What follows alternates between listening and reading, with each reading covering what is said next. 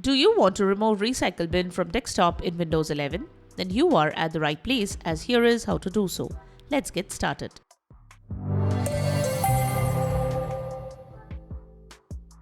This is the Windows Club. In this video, we will show you how to remove the Recycle Bin from the desktop in Windows 11.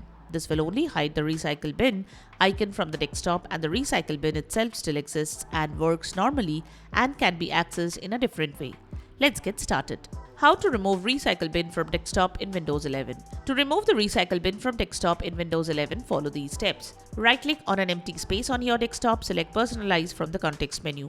In the Personalization section, click on Themes menu. Scroll down and click on Desktop Icon Settings under the Related Settings section. In the Desktop Icon Settings window, uncheck the box next to Recycle Bin. Click OK to save the changes. After completing these steps, the Recycle Bin icon will no longer appear on your desktop.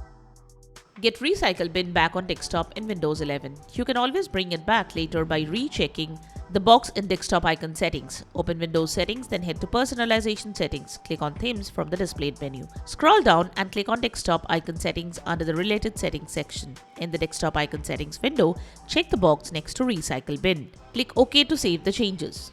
Other ways to access the Recycle Bin. Open File Explorer and type Recycle Bin in the address bar. It works just like the desktop icon. Or you can press the Windows key, type Recycle Bin and click on the search result. In File Explorer, right-click Recycle Bin and choose Bin to quick access, so it's always in the sidebar.